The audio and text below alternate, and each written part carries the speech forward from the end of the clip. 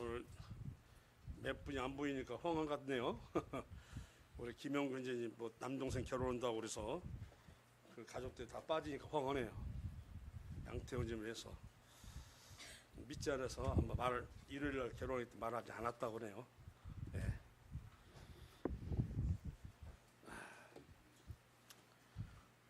이제 날씨가 확 꺾이니까요. 이제 조금 살만 나네요, 그죠? 예. 벌써 내년 여름치가 걱정되더라고요. 얼마나 뜨거울까 할 정도로 올해 폭염으로 마음의 상처를 입었습니다. 어떻게 더운지. 예. 어쨌든 살아남으셔서 감사합니다. 아까도 말씀드렸습니다만 요양원에 계시는 김충기 부처님이 이렇게 소천하신 사실을 듣께서 알아서 참 마음이 좀 그렇습니다. 저는 오늘 오후에 끝나면 제 친구 목사를 또 만나러 갑니다. 구원받은 자로서 이제 세상도 얼마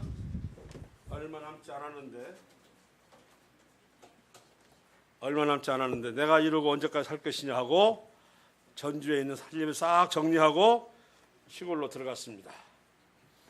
이제 요양원 등을 돌아다니면서 복음을 전하고 그리고 주를 살다가 하늘나라를 가겠다. 현재 얼마 있는 건 아니지만 있는 것을 먹으면서 그리고 끝날 때쯤이면 하늘 올라가지 않겠느냐. 이렇게 교파한 목사인데도 불구하고 이런 깨어있는 마음을 가져가지고 저희 친구입니다마는 참 마음에 도전이 되었습니다. 교파교회 목사가 얼마나 복음을 알고 확실히 구원을 받았겠나 했는데 확실히 구원을 받았더라고요. 그리고 때의 분별도 하고 있어요. 이대로는 살 수 없다. 하던 일을 다 정리하고 이것저것 팔아서 그리고 시골로 간다는 건 아무나 할 수 있는 일이 아닙니다. 그죠? 어지간히 깨어 있어서는 안 되는 용단입니다. 우리들도 이제 하늘에 올라가게 될 때 또는 소천하게 될 때 아무런 미련 없이 떠날 수 있는 마음이 되었는지 아니면 세상에 늘어놓은 일이 많고 버려놓은 일이 많아가지고 이걸 수습하지 못한 채 가는가 싶어서 애돌하면서 소천하는지 오늘 이거에 대해서 한번 생각하는 시간이 되었으면 싶습니다. 오늘 하고자 하는 이 얘기는 아닙니다. 이삭 아시죠? 아브라함의 아들 이삭이 자기가 있던 곳이 흉년이 드니까 애굽으로 갈까 하고 점점 내려가는데 하나님께서 그에게 애굽으로 가지 말라. 내가 말한 것은 머물라 해서 그가 가다가 그랄 지역에 머물렀는데 그 땅은 애굽 땅은 아니고 블레셋과 가까운 땅이었습니다. 블레셋 지역이었죠. 하나님 말씀대로 그가 멈추고 거기에 머무르 있자 그 해에 땅에서 농사 100배를 이득을 얻었더라. 그런 그가 나이가 들고 그래서 140 넘어가 오니까 나이가 든 거 하니까 눈이 어둡고 힘이 팽겼을 때 분별력이 없어가지고 아들이 큰아들인지 작은아들인지 판단도 못한 채 그리고 축복 기도를 했던 내용을 통해서 그 많은 재산이 그가 죽으면 무슨 의미가 있겠느냐 하는 것입니다.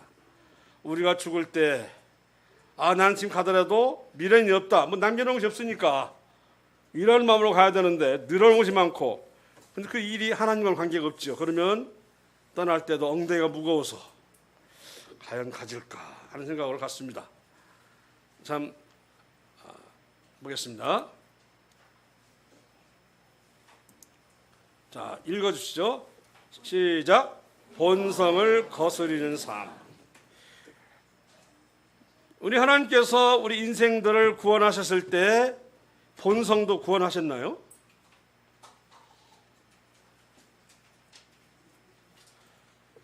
우리의 인생이 가지는 본성, 옛 품성을 구원하셨어요? 영혼을 구원했죠. 왜 그러냐면 옛 품성은 어지간해서 변화가 안 돼요. 개선되지도 않고요. 하나님께서는 인생의 본성, 옛 품성, 본성을 신뢰하지도 않습니다. 그런데 그 본성에 충실하는 삶을 산다고 하는 것은 쭉 이제 들어봐 알겠지만 결과적으로는 하나님과는 거리가 먼 삶을 사는 것을 말하는 것입니다. 그럼 본성을 거스르는 삶이라 하는 것은 결국 나의 본성을 버린다는 하는 얘기는 하나님께서 말씀하시는 그 진리에 따라 살겠다는 의미도 같습니다. 다 그런 건 아니지만 하나님께서는 인생을 구원하시되 본성을 구원하지 않으셨습니다.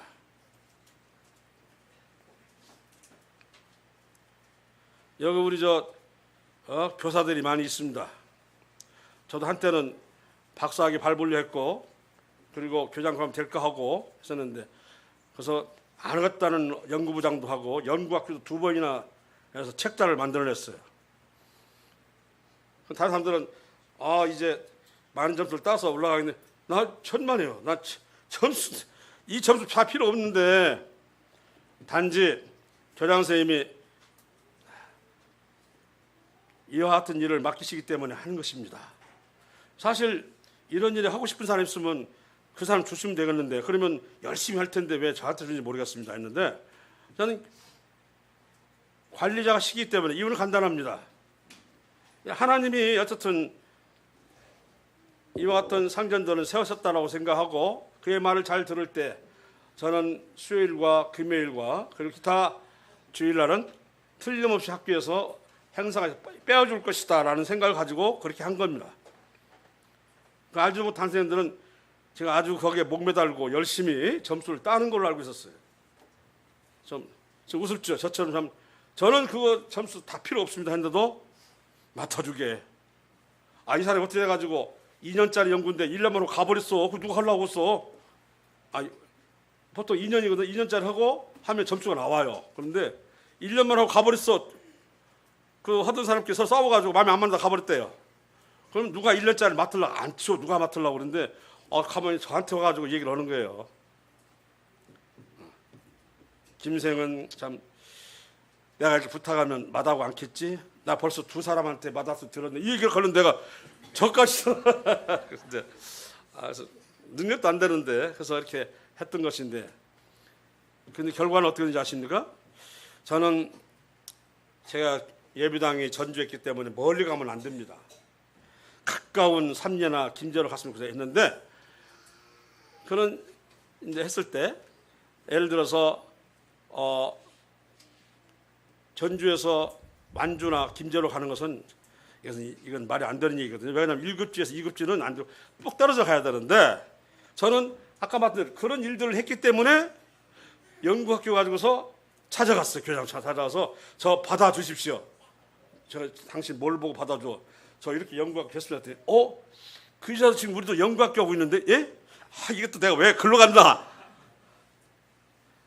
해가지고 저는 그냥 이제 가서 편하려고 했었더니 그걸 주네. 거기다 고3 담임이다가 야자까지 하면서 저는 이거 그러나 전주에서 김제로 가는 거 오히려 전라고 가는 것보다 더 빨라요. 이런 생활. 어쨌든 이런 생활들이 저에게는 참 감사가 나중에 보니까 다 써먹더라고요. 그래서 제가 거의 일생을 전주 김제, 전주 삼례 하다가 근 40년을 마쳤어요. 이런 얘기는 남들이 보면 이럴 수가 있냐고 다 얘기를 자기들이 분노해요. 그냥 그럴 수 없죠. 물론 저는 하나님께 감사드립니다. 하는데 하나님 왜 들으신지 아십니까? 제가 그렇게 하는 이유가 뭐냐면 주중에 잘 나오려고 예배당에 참석하려고 제가 그래서 한 것이거든요.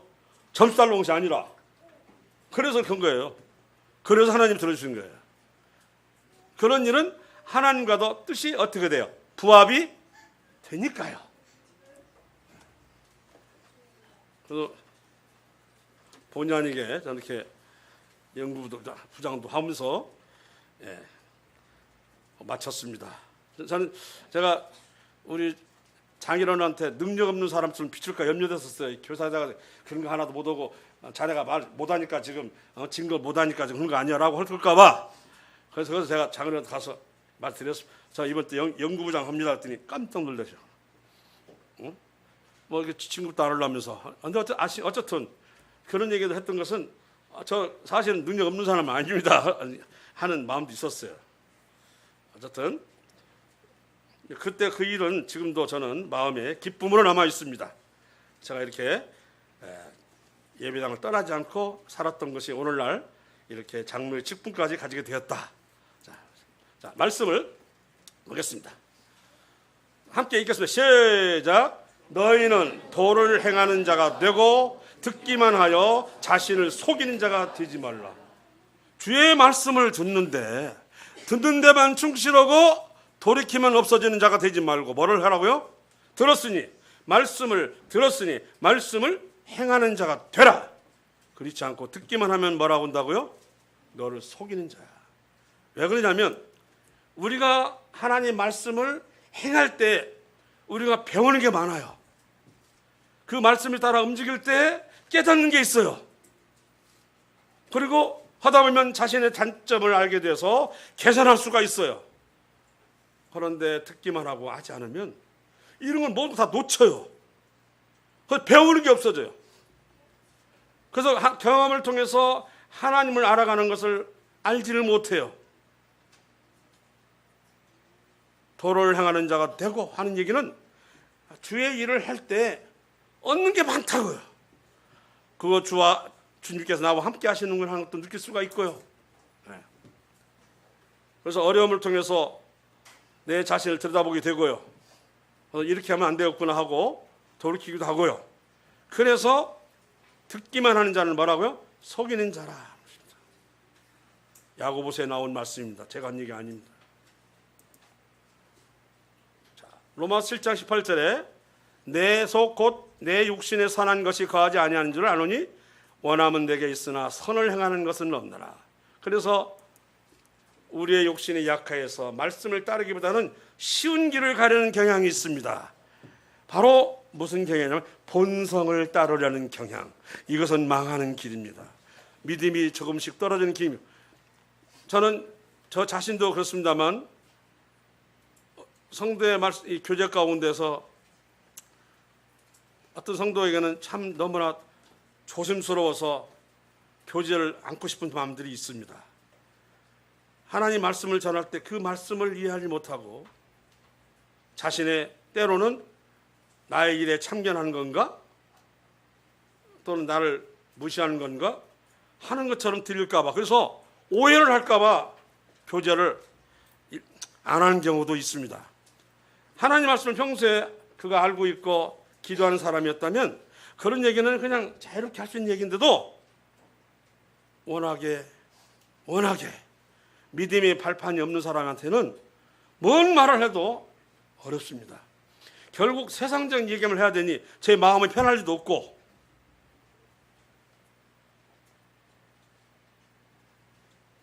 육신에 선한 것이 없다고 했습니다. 내가 뭘 하고자 하면 바로 그 육신이 막는 거예요. 못하게. 우리 육신이 약하여 말씀을 따르면 쉬운 길. 이걸 뭐냐? 본성을 따르는 길이다 하는 얘기입니다. 본성이 이렇게 좋은 것이라고 했다면 하나님께서 본성도 거듭나게 하셨을 것입니다. 그러나 본성은 하나님께서 거듭나게 하지 않았습니다. 오직 우리 영혼을 거듭나게 하고 옛 성품은 바로 주의 말씀과 묵상과 또는 섬김을 통해서 다듬어 가라고 말씀하고 있는 것입니다.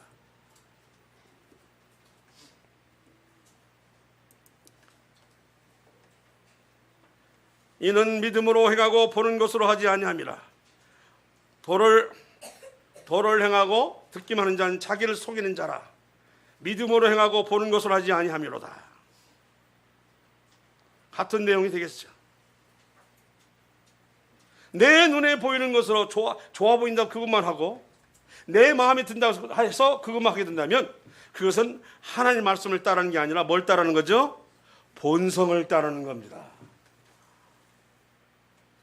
그 본성은 하나님께서는 신뢰하지 않습니다. 왜? 개선할 수 없다고 보기 때문에. 우리 성품이 잘 변화가 안 됩니다. 그래서 믿음으로 행하고 이렇게 말씀하는 것은 너희 본성을 하지 말고 주의 말씀이 있으면 그 말씀을 통해서 하라 하고 말씀하는 것입니다. 보는 것으로 늘 네 생각, 네 지혜, 이게 바로 본성이에요. 이런 본성으로 행하지 말라고 말씀하고 있는 것입니다. 자, 예레미야 48장 10절 말씀 한번 볼까요? 여호와의 일을 게을리 하는 자는 저주를 받을 것이요 자기 칼을 금하여 피를 흘리지 아니하는 자도 저주를 받을지로다. 자기에게 주어진 일을 갖다가 힘들다고 고통스럽다고 해서 하지 않는 자는 뭐라고요? 저주를 받을 것이라고 그랬어요. 그 일이 힘들다고 고통스럽다고 부담스럽다고. 자, D.L. 무디가 한 얘기가 생각나네요.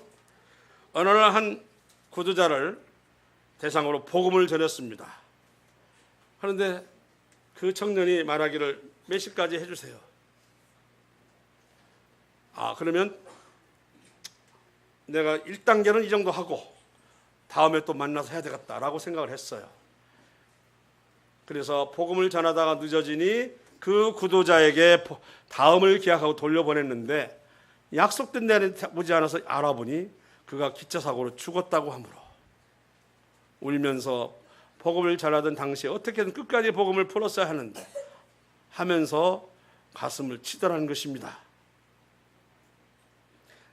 이봐, 젊은이, 그 차 시간이 바쁜 게 아니야. 이거 마저 듣고 가. 그래서 D.L. 무디는 한번 잡으면 푸는 것으로 이렇게 유명한 사람이야. 그가 어떻게 될지 모르니까. 사람 앞은 아무도 모르잖아요. 1000년만 살 것 같으면 아까 방금 그랬잖아요. 괜찮다고 얘기했는데 그렇게 돌아가실 줄 몰랐다. 그래서 D.L. 무디의 이 말을 통해서 또 하게 됩니다. 다음 소주제 인간의 본성입니다. 그중에 하나. 자, 준생하지 않은 우리의 옛 본성 속에는 선한 것이 거하지 않아 육신은 믿을 수 없을 뿐더러 개선이 되지도 아니하므로 하나님께서는 인생의 본성을 신뢰하지 않는다 그랬죠. 자, 성도는 뭘 통해서? 자기 부인을 통해서 자아를 벗어나서 주님께 나아가야 한다. 자기 부인은 뭐냐면 내가 원하는 일, 내가 하고자 하는 일, 그래서 그걸로 낙을 삼으려고 하는 그것들이 있어요. 근데 그것이 자기에게는 좋아 보이고 남들에게는 참 괜찮아 보일지 모르지만 하나님이라고는 전혀 관계가 없어요. 하나님 영광하고는 관계가 없고 하나님을 섬기는 일은 관계가 없어요. 그런데 그 일에는 열심히 해요.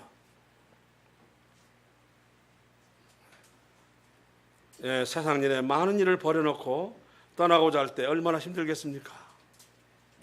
그러니 얼마나 하늘 일을 생각하겠습니까? 맨 땅 일만 하다가 그리고는 하늘나라 가가지고 이제 그리 심판대 앞에 앉아서 그는 고개 숙이고 있겠죠. 한 일이 없어서.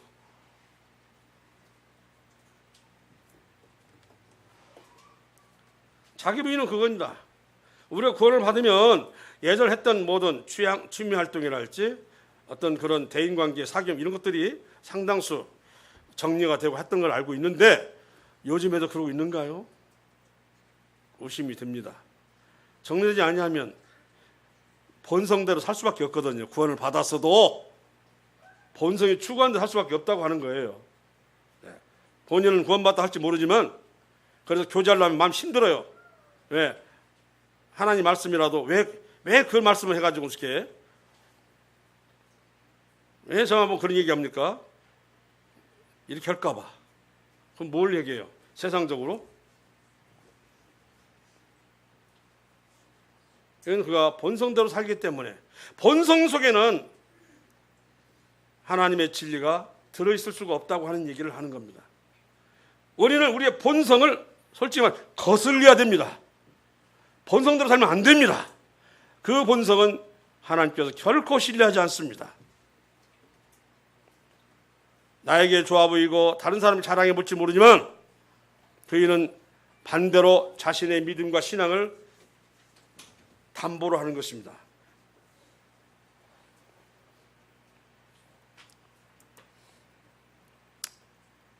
이 제목 안 바꿨네. 죄송합니다.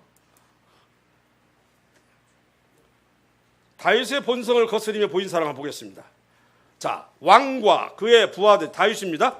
예루살렘에 가서 그 땅 주민 여부수 사람을 치려하며, 자, 예루살렘에 먼저 선점하고 살고 있는 원주민이 있는데요. 원주민 여부수 사람인데 그 사람들이 다윗에게 이르되 네가 결코 이리로 들어오지 못하리라.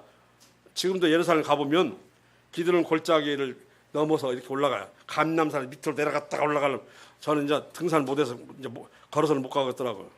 그런데 난공불락입니다.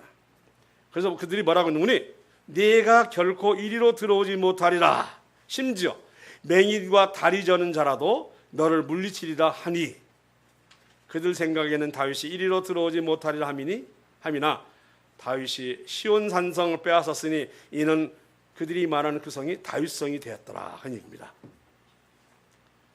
그들 말대로 안전했어요? 아니 빼앗겼어요? 빼앗겼죠. 그날에 다윗이 이르기를 누구든지 여부 사람들을 치거든 뭐라고 했어요? 물 깃는 데로 올라가서 다윗의 마음에 미워하는 다리 저는 사람과 맹인을 치라 했으므로, 뭐 장애인을 치라? 그 말 아니라 실제로 그 전쟁 때 그들을 성벽에 내세우고 그들로 하여금 막 욕하게 만들었어요. 이해하시죠? 다윗이 맹인이 내 나를 볼 수는 없지만 네가 이상을 친다고 뭐 이러나 봐요. 저는 사람이 와가지고 내 비록 다리를 절어서 뛸 수는 없지만 너는 이긴다. 이렇게 해서 상대방을 얼마나 조롱했겠냐 그 말이죠. 그러니 그 조롱하는 자를 내버려 두겠습니까? 이해 가야 안 가요? 그죠? 네. 그런데 그것이 이스라엘의 속담이 되어버렸어요. 그래서 맹인과 다리 저는 사람은 집에 들어오지 못하리라 그랬다고 합니다. 지금도 그런지는 모르겠어요. 옛날 얘기겠죠. 네. 자, 다윗성 즉 여보수 사람을 칠 때 그가 받은 멸시와 조롱은 오래도록 그는 마음을 비울 수가 없었어요. 화가 났죠. 어지간해서 이렇게 앉는데 다리 저는 사람과 맹인을 치라 했습니다. 그때 성 위에서 나를 조롱했던 사람, 멸시했던 사람을 쳐라. 이 말은 뭐예요? 죽이라 그 말이에요.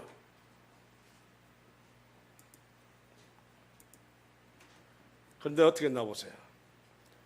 다윗은 자기를 모욕하던 전언자와 맹인, 실제 성에서 이들을 세워 조롱했을 것임에 대한 미움이 있었음에도 무비보셋, 누구죠? 무비보셋이 자기 선임자 사울 왕의 아들입니다. 심히 쩔뚝거렸다고 되어 있고요. 그를 갖다가 왕자로 대접하여 왕의 식탁에 함께 식사할 수 있도록 살짝 받았어요. 은혜를 베풀었다. 그 밑에 말씀이 나와요. 왕이 이르되, 이게 사무엘하 9장 말씀이에요. 왕이 이르되 사울의 집에 아직도 남은 사람이 없느냐? 내가 그 사람에게 하나님의 은총을 베풀고자 하노라 하니 시바가 왕께 아뢰되 요나단의 아들 하나가 있는데 다리 저는 자니이다. 다리 저는 자는 다윗은 자기를 조롱했던 사람이라 싫어해요. 장수는 명분으로 살고 그죠? 프라이드로 사는데 그냥 다리 저는 자가 상 위에서 그렇게 놀렸으니 얼마나 싫어하겠어요. 자, 그제 9장 7절에 다윗이 그에게 이르되 무서워하지 말라. 내가 반드시 내 아버지 요나단으로 말미암아 네게 은총을 베풀리라. 내가 네 할아버지 사울의 모든 밭을 다 너에게 도로 주겠고 또 너는 항상 나의 상에서 떡을 먹을지니라. 당신님이 저는 자와 맹인을 다 죽이라 했는데도 불구하고 정작 당신이 앉은 그 식탁은 아무래도 든든한 자, 그죠? 세워진 자, 그리고 건강한 자, 품성 있는 자가 앉아야 할 자리인데 누구를 앉혔어요? 무비보셋을 앉힌 거예요. 이건 본성대로 살았어요? 본성을 거스렸습니까? 거스렸습니다. 그것은 이스라엘 백성을 다윗에게 돌리게 하는 아주 중요한 일이기도 했고 실제로 다윗에 대해서 이제는 사울 쪽에 있었던 베냐민 지파들도 그를 존경하게 되어서 나중에 둘로 쪼개질 때 다른 지파는 다 도망갔지만 그 다윗이 속해 있던 유다 지파와 그리고 사실은 그 사울 왕을 무너뜨렸던 것이 다윗 유다 지파인데도 불구하고 다윗에게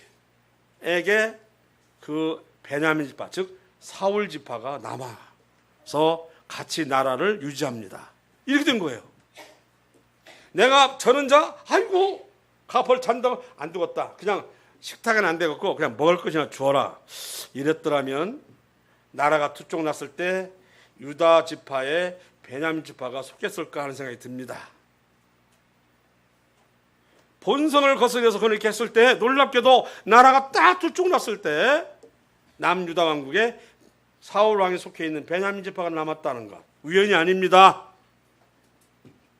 그가 본성대로 안 했기 때문에 얻은 것이고, 그리고 10개의 지파나 됐지만 북이스라엘은 남유다보다도 136년인가 5년인가 먼저 망했습니다.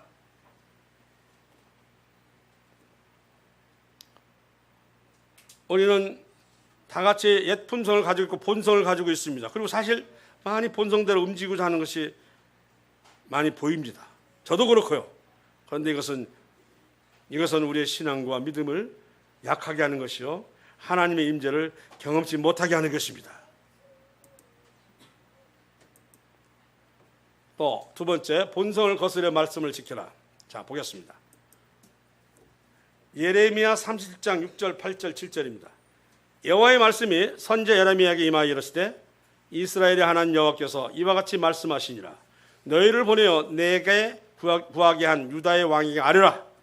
너희를 도우려고 나왔던 바로의 군대, 즉 애굽의 군대는 자기 땅 애굽으로 돌아가겠고 갈대아인이 다시 와서 이 성을 쳐서 빼앗아 불사르리라.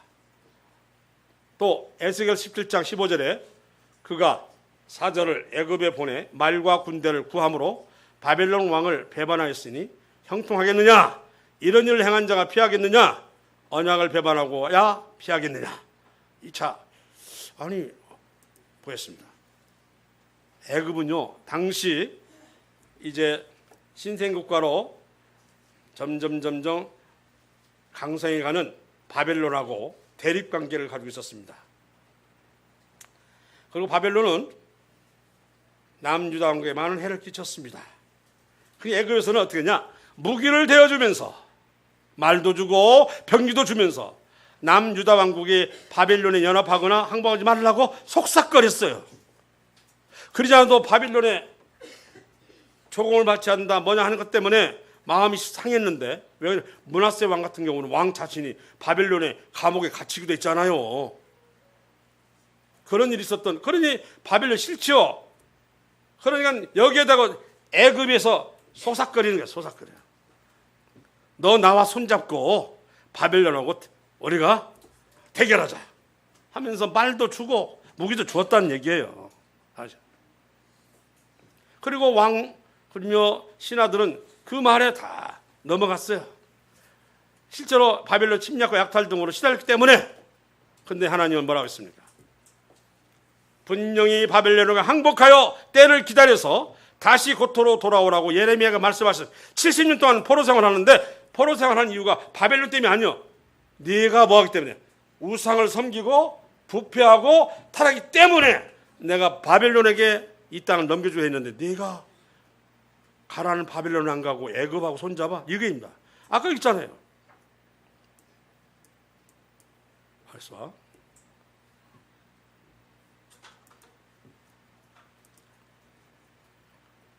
이 밑에 보면은 네가 애굽을 배반했으나 반드시 갈대아인이 뭐라고 했어요? 애굽을 쫓아내고 너를 빼앗으리라, 이렇게 말씀하셨어요. 그러면 내 비록 바벨론 때문에 시달리고 밉지만, 그리고 바벨론만큼의 든든한 세력이 뒤에 있으니까 있다 할지라도 하나님께서 그래도 갈대아인 바벨론에 항복해서 70년 동안 포로 생활하다가 때가 되면 돌아오라 하시면 그 말씀대로 해야 되겠습니까? 아니면 우선 밉잖아요, 바벨론이 자꾸. 그러니까 든든한 애굽이 있으니까 자가 나 무기 주어 말도 주어 손잡고 하면 그것이 낫겠습니까? 일반적인 본성을 내로 산다면 당연히 애굽과 손잡고 바벨론을 막으려 하겠죠. 이게 바로 여호아하스니 여호야김이니 여호야긴이 한 그 왕들이 그런 모습으로 살다가 망했어요.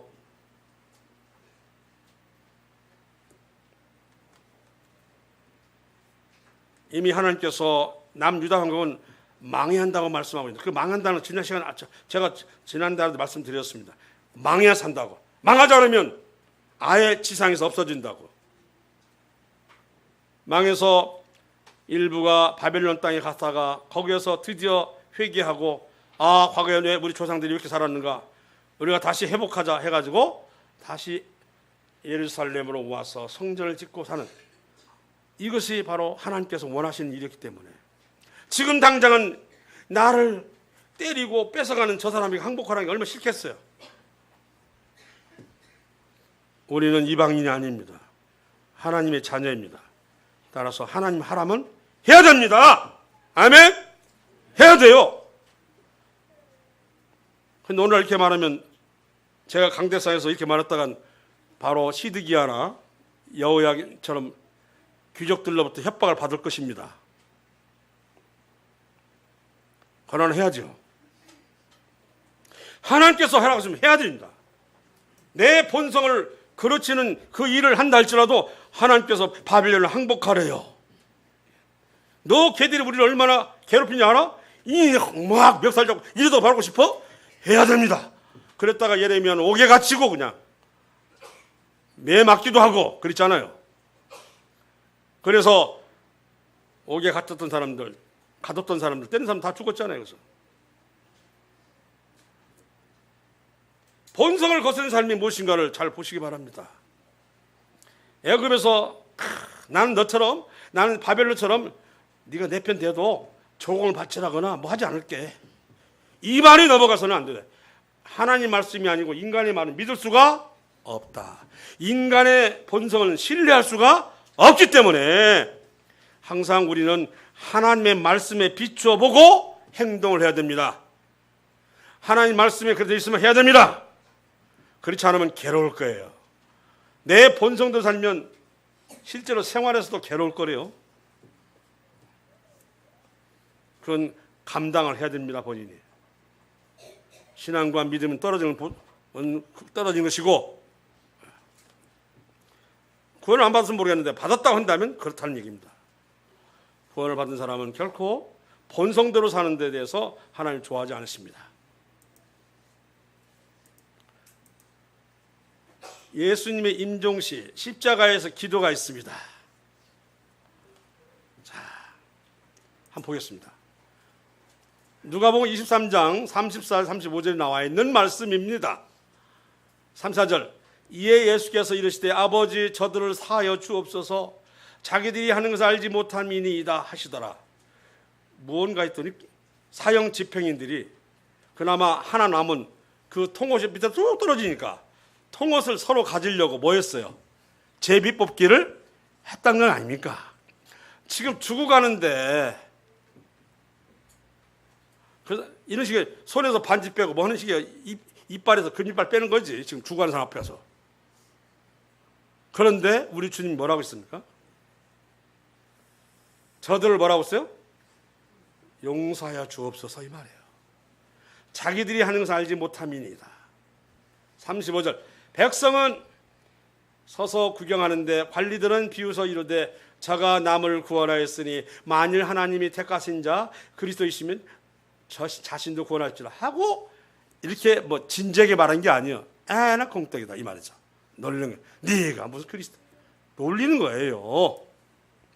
예수님은 십자가 위에서 고통 중에 마지막 남은 예수님의 통옷을 서로 갖겠다고 다투는 병력들을 위해서 기도하고 있는 것입니다. 이게 본성대로 하면 그냥 확 내려가서 뭐요? 치고 싶고 죽이고 싶잖아요. 그런데 그게 놀라운 일인 거예요. 그 십자가의 고통이 지옥 같은 고통이잖아요. 막 손목, 발목에다 못을 박았으니 이게 박은 정도도 아프겠지만 이게 늘어져 있으니, 이게 매달려 있으니까 땅에서 들리려 했으니까 말 그대로 들려서 십자가에 들려갖고 돌아가시잖아요. 들리려 얘가 그런 바람에.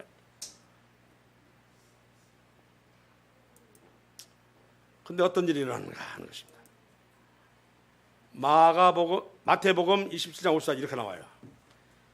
사형을 집행하던 백부장과 및 함께 예수를 지킨 자들이 지진과 일어난 일들을 보고 심히 두려워하여 이르되, 이는 뭐라고 했어요?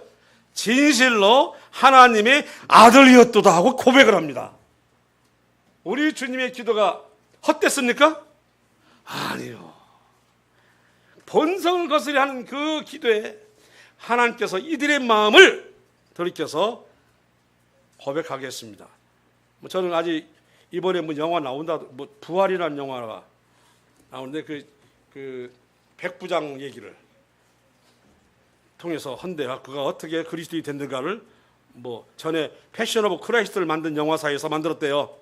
한번 찾아보세요. 우리나라 돌았다 하니까.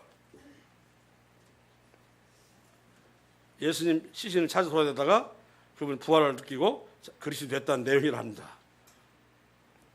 아니, 사실 전승에는 유세비우스 한 말입니까? 그 백부장과 그 병정들 일부가 구원 받았다는 얘기를 했다고 하니까요. 이렇게 이분을 고백했으니 그들이 집에 가서 가만히 있었겠냐고 마음이 어떻게 됐겠어요? 아니, 정작 그분이 하나님 아들이었네. 이게 했으니 그냥 그걸 끝나는 것이 아니겠죠. 이제 이들은 얼마나 마음속으로 송사가 됐겠어요. 그러니 당연히 변화가 됐을 수밖에 없겠죠. 이렇게 말하는 사람은 없잖아요. 사형 집행거 아니요.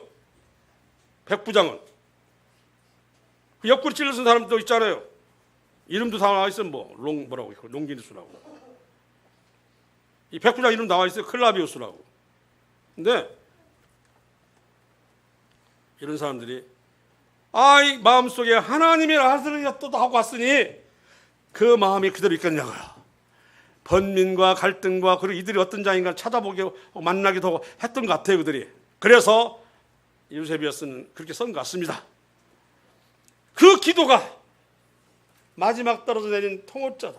죽인 것도 모자라서 통옷도 서로 갖겠다고 죄 뽑는 저들에게 아버지여 저들을 용서하여 주옵소서, 사하여 주옵소서. 저들이 하나님 알지 못하나. 이 기도가 이 십자가에서 달려간 예수님 보고 이 사람은 진실로 하나님의 아들이었다 하고 고백을 했어요. 이런 고백은 제자들 일부는 또 아직 안 나왔어요. 제자 일부도. 예수님 제자 일부도 아직 흐리멍텅해요. 이들 입에서 나왔다는 거예요. 우리는 그냥 모시고 넘어갔지만 그건 아니에요. 이건 대변화를 일으키기 위해 이 사람들 마음속에 심령 속에 대변화가 일어난 겁니다. 그 기도가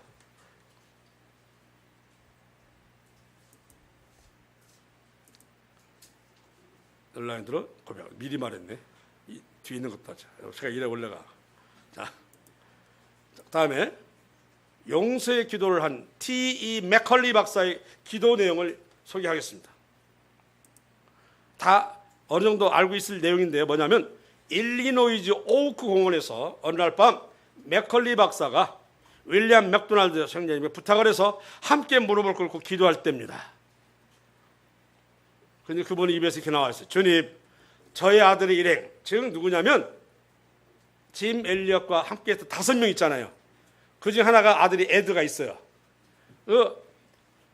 를 죽인 에쿠아도르의 쿠레이데 강 기슭에 사는 아우카 인디언들이 구원받는 것을 배가 보고 그들을 저의 팔로 끌어안고 나도 그들을 사랑한다고 그들에게 말해줄 때까지 저로 하여금 오래 살게 해 주십시오 하며 맥컬리가 간구했답니다. 80을 넘긴 사람이 그게 언제 그 사람들이 선교사를 죽인 사람들이 언제 구원받을까 봐 이런 얘기를 했겠냐고요. 이렇게 기도를 했답니다. 내 아들을 죽인 그들이 구원을 받고 나도 그들을 끌어안고 와서 나도 사랑한다고 말할 수 있게 그때까지만 살게 해달라고 그랬어요. 5 선교사들이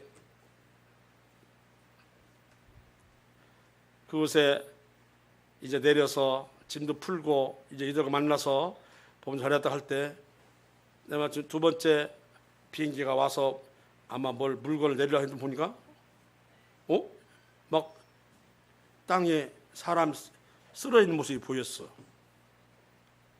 바로 그들을 선교하려고 했던 이 5 사람들이 다 죽어 있는 거예요.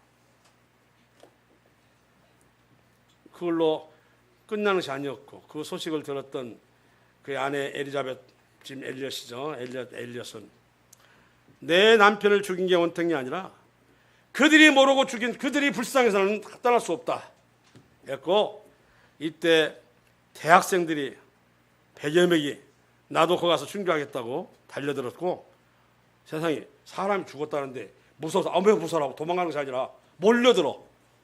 이 말은 나도 죽여라. 이렇게 덤벼들면 세상이 그걸 감당해 못해요. 해요 못해요? 못한다니까요. 나도 죽여라고 한다면 못한다고. 그래서 그 9가족이 구원을 받은 거 아닙니까? 그래서 보세요.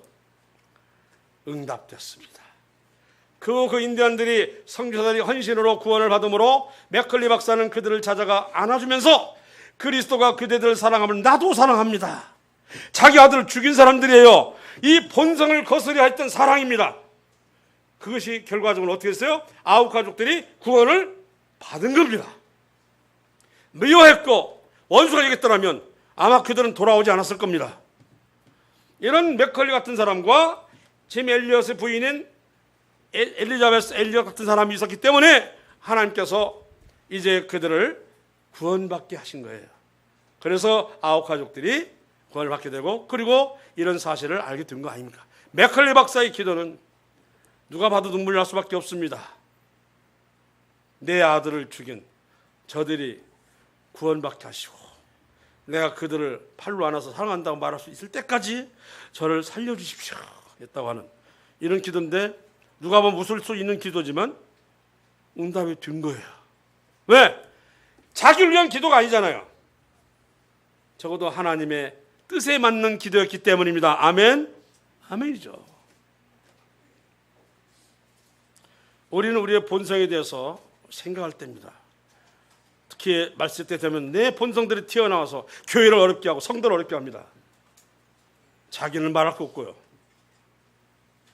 이 본성은 죽어야 삽니다. 여기는 본성을 죽였기 때문에 놀라운 이야기들을 담고 있는 것입니다. 그 본성을 죽이고 용서하고 사랑했을 때 다윗은 한 지파를 얻게 되고 끝까지 가는 지파를 얻게 된 거예요. 맥컬리 박사는 그런 9가족들이 구원받게 된 것이고요. 그리고 예수님의 그 기도는 그런 사형 집행관과 집행인들이 예수님을 하나님 아들이라고 고백하게 되었고 그들의 삶이 바뀌어지게 되는 거예요. 아멘.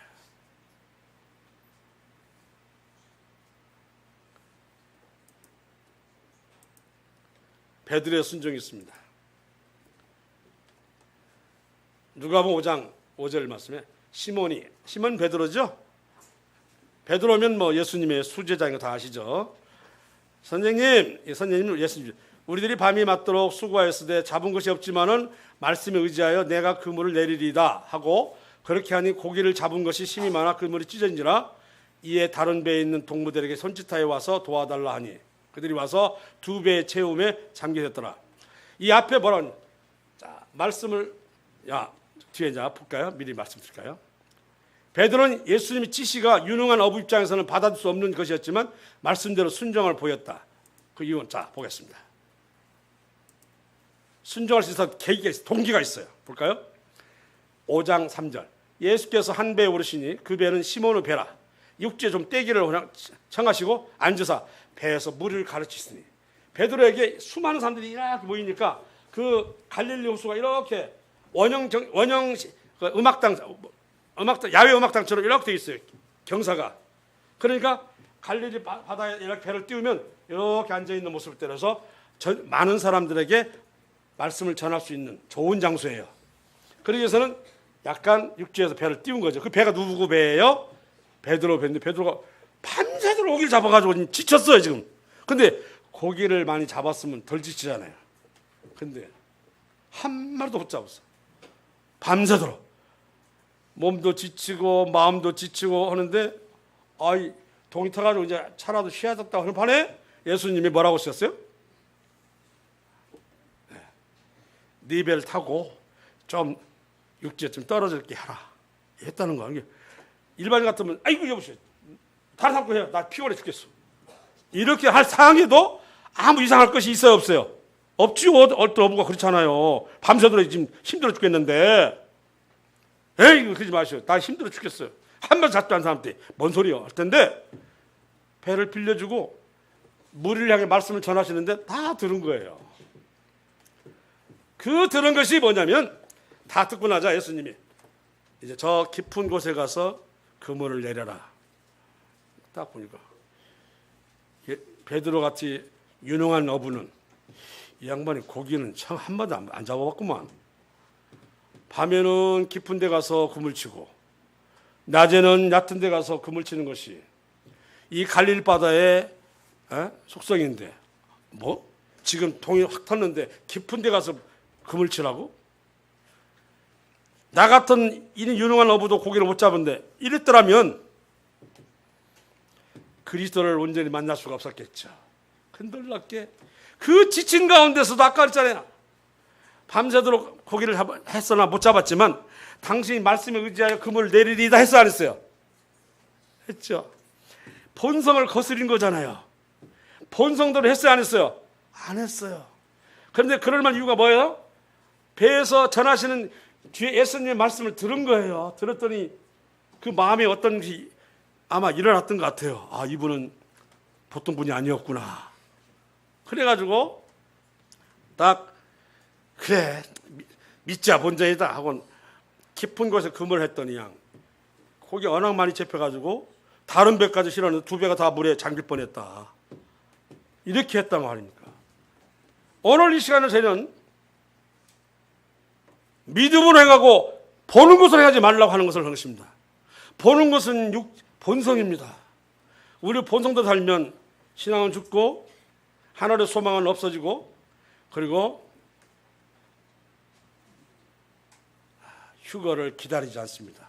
우린 인사가 마라나타입니다. 주여 어서 오시옵소서인데 입 따로 마음 따로.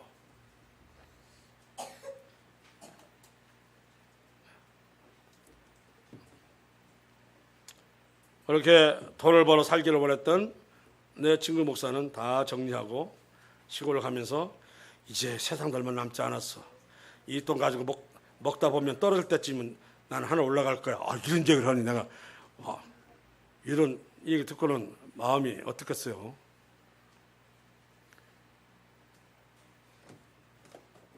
그는 믿음으로 사는 거 아니에요. 나 이 먹을 거 다 떨어지면 나는 하늘날 갈 거야. 찾아가서 이로도 하고 한번 또 배우려고 합니다. 자, 이유가 뭐라고 했어요? 베드로가 예수님 뭐였기 때문에? 말씀을 청종했기 때문이요. 그 안에 말씀이 들어가니까 이제 자기 경험에 맞지 않는 지시를 할지라도 따른 거예요. 우리가 주의 말씀을 이렇게 본성을 다듬어 줍니다. 이렇게 본성을 꺾어주고 하나님의 뜻대로 가게 합니다. 교훈이었습니다. 함께 읽겠습니다. 스가랴 4장 시작. 힘으로 되지 아니하며 능으로 되지 아니하고 오직 나의 신으로 되느니라. 왜? 주님 말씀 성령으로 된다는 거죠. 내가 아무리 뭔 일 하려고 해도 내 힘으로 되지 아니하고 능으로 되지 아니합니다. 오직 주님으로 말씀으로 성령님으로 되느니라. 아멘. 아멘. 인생이 숫자에 의존하는 마음의 통계에 의해 결과를 평가하는 경향. 이거 제가 매일의 묵상에서 떼왔습니다. 꼭 읽으십시오. 너무 좋아서. 매일의 묵상, 윌리엄 맥도날드 묵상록입니다. 우리의 목적을 이루기 위해서 우리가 표준을 낮추고 성경이 가르치는 원칙을 타협하고 그 메시지를 흐리게 하고 경건의 훈련을 등한하는 경우는 바로 나의 힘으로 하는 것이며 나의 능으로 하려고 했던 장하는 것이죠. 그래서 어려움을 겪게 된다는 내용입니다. 다시 한번 같이 읽겠습니다. 시작. 너희는 도를 행하는 자가 되고 듣기만 하여 자신을 속이는 자가 되지 말라. 이것도 참. 다시 한번 우리는 말씀대로 살고자 하는, 따르고자 하는 이런 사람이 되어서 듣기만 해가지고 자신 속인다는 말. 자신을 속인다고 하는 얘기 뭔 얘기입니까? 본성대로 살면서 결국 신앙과 믿음을 잃어버린 삶이라고 하는 것을 얘기하고 있는 것입니다.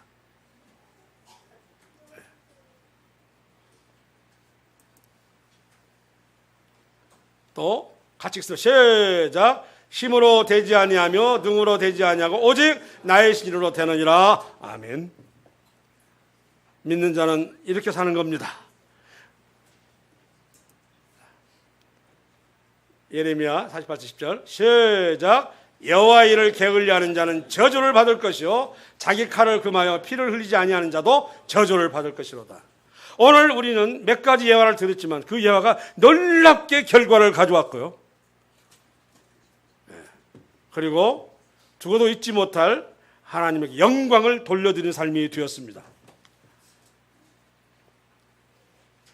오늘 이 말씀을 통해서 과연 우리는 어떻게 살아야 할 것인가? 사실은 알고는 있죠. 이제는 도를 행하는 자가 되고 말만 듣기만 하고 해서 속이는 자가 되지 마십시오.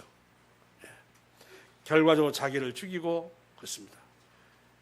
때는 얼마 남지 않았습니다. 나보다도 더 교파 목사가 더 긴장하고 사는 모습을 보고 도전이 되는 겁니다. 이 먹을 것 다 떨어지면 나는 이 세상 끝날 거야 하고 들어가는 거예요. 그때는 언제인지 모르지만 하고 갔습니다.